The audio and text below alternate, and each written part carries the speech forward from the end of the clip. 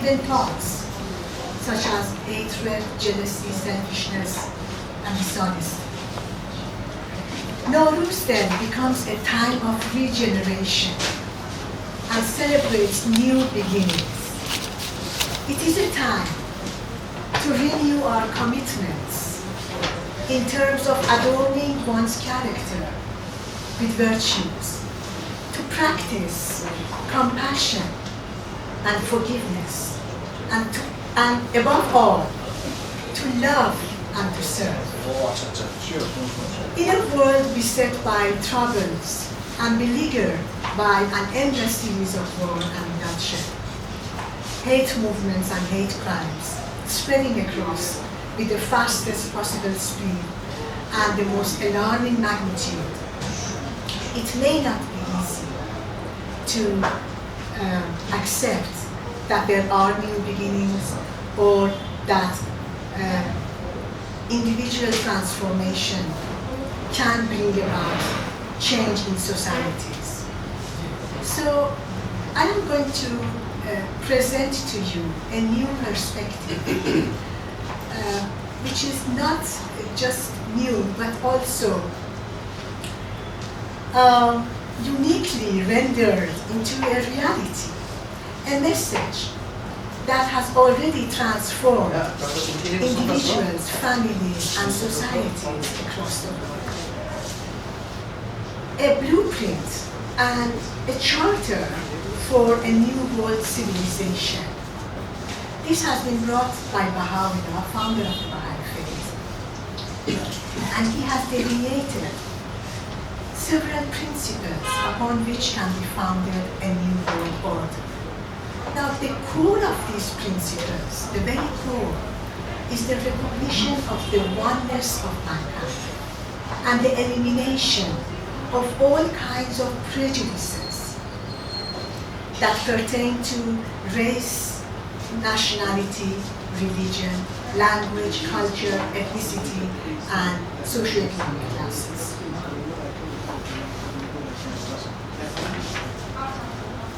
In the Baha'i writings, humanity has been compared to a garden where flowers of various kinds, shapes, and sizes bloom. The garden is beautiful because it has all of those flowers in it. In the same way, we believe that the garden of humanity has charm and beauty due to the diversity of the races and nationalities. And therefore, those diversities are to be celebrated, not shunned. Addressing mankind, Baha'u'llah wrote, "Regard not one another as strangers. Of one tree are all ye the fruits, and of one bud the leaves. Children know no barriers or fences." We have all seen that. They would mix freely with anyone and everyone who happened to cross their path, be he or she dark or fair-skinned, poor or rich, speaking the same language or not, belonging to the same nationality or not, until one fateful day when their parents or otherwise elders forbid them to do so. Hate is taught. That's one of the saddest commentaries on the lives of human beings. It's also really very much ironical that being adults, grown-ups, we actually, adults such as parents or others, we sometimes judge people in a very shallow manner. It can be so shallow as to judge others by the color of skin. Color of skin. And other factors such as socioeconomic classes, and we teach the same to the children. I believe that is beyond childish. Today, movements such as anti-immigrants, anti-colored, and of course the white supremacy are some of the negative and most destructive movements that we hear of. Then there are wars and bloodshed. There are age-old wars based on religion and nationality, and then there is so much religious persecution.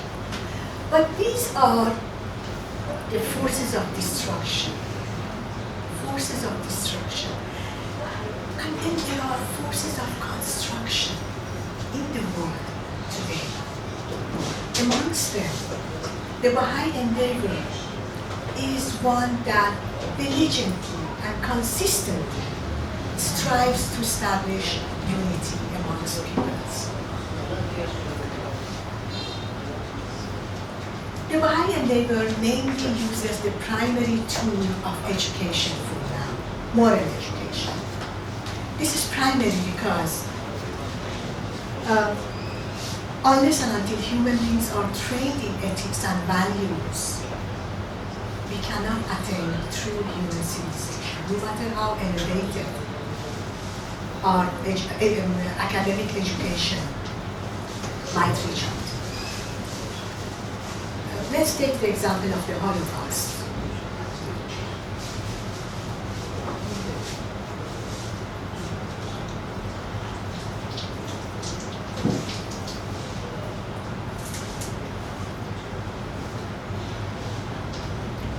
The engineers who designed and built the gas chambers or the human burning machines did a perfect job.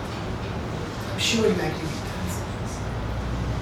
that. So did the doctors and the nurses who tested chemicals on human beings and excelled at it. Absolutely, there's no doubt.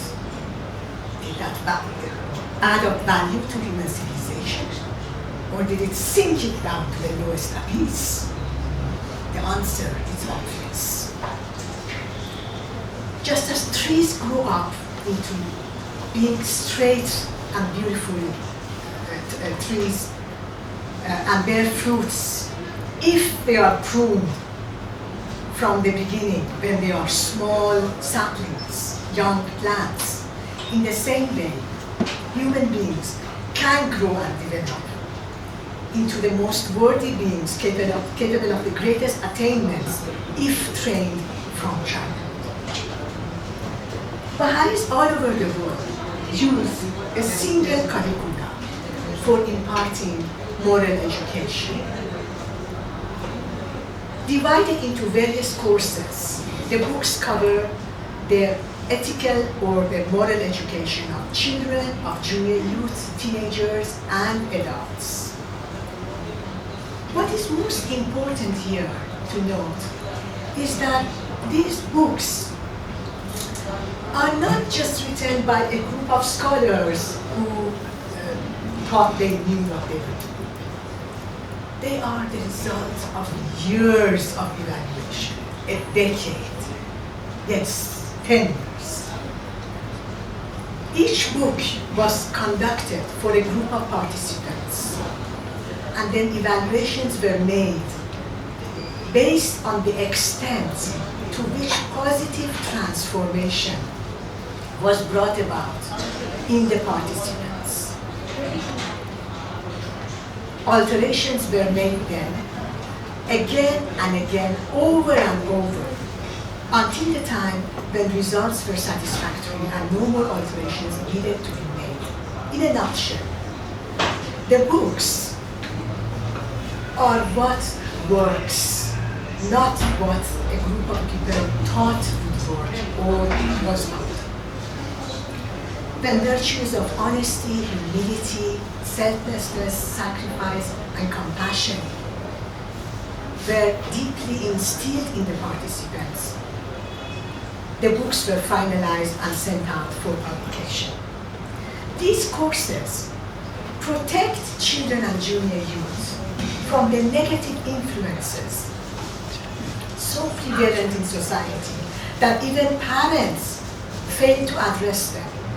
They either have no time or no resources to combat their negative impacts. Nor do schools colleges or universities provide or offer a curricula for ethical education. The social media, books, cinema, television, even cartoons and animations are filled with messages and images. You see, it's not just images, it's also messages of violence, corruption, conflict, and revenge. Tom and Jerry cartoon is absolutely, completely, and totally a story of revenge. Children and teenagers need a shield to protect them from their harmful impacts. And they need to have a strong stand within themselves, and that needs to be instilled from childhood. All of these courses that are offered are for everybody. Buddhists, Hindus, Christians, Jews, Muslims, and Baha'is. Nobody is left out. There is no them and us. There is only us, humanity.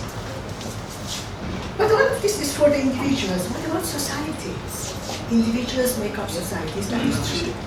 But is individual transformation sufficient to bring about lasting peace in the larger arena?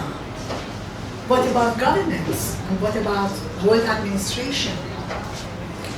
Baha'u'llah has addressed those as well. As I have said, he has drawn up a charter for a new world order. It includes a world parliament, a world commonwealth, a supreme tribunal, an international police force, an international system of currency, and an international auxiliary language.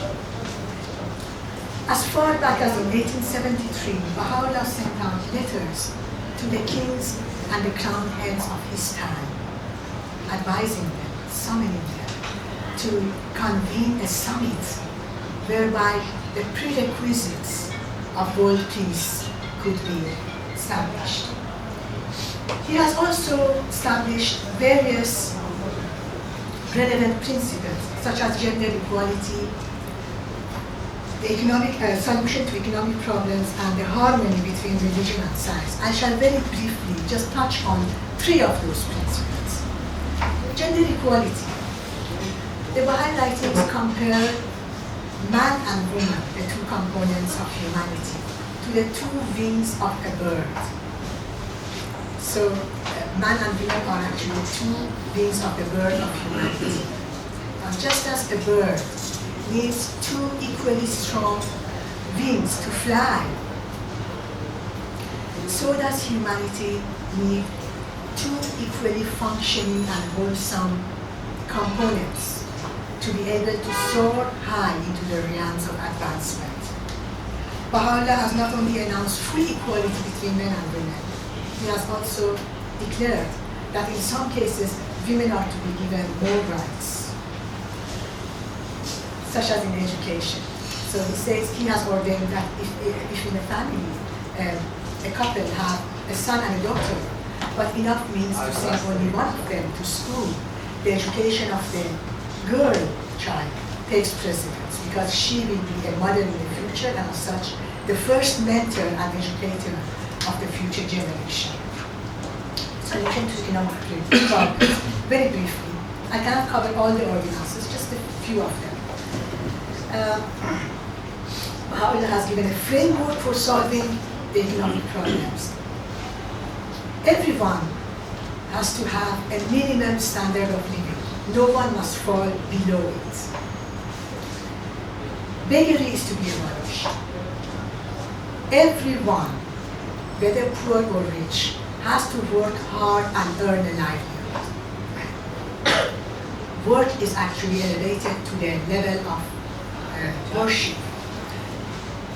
Factory workers have to get a share of the profits of the factory besides their wages.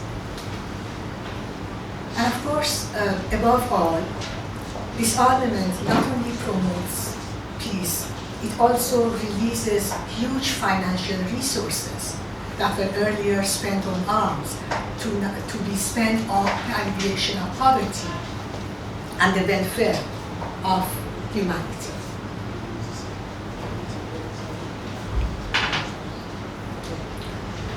And now, harmony between religion and science. The conflict, the rising conflict between religion and science, Baha'i is just a misconception.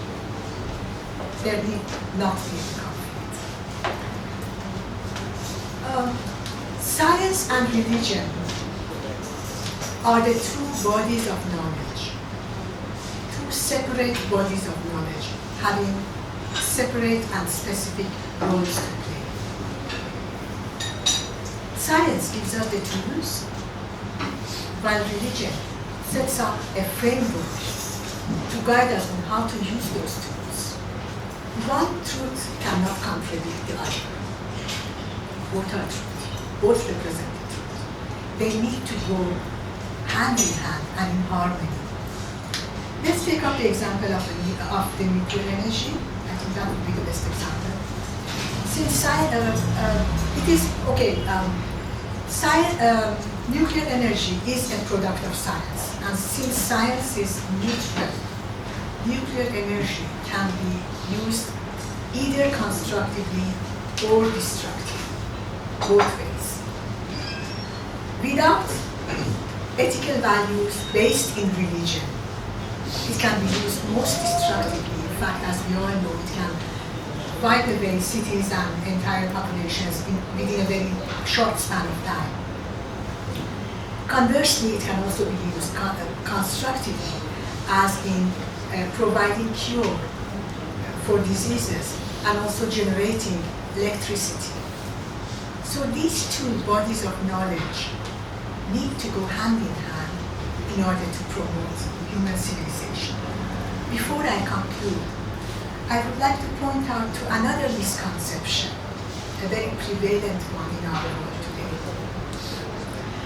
One regarding human nature being intrinsically selfish and aggressive.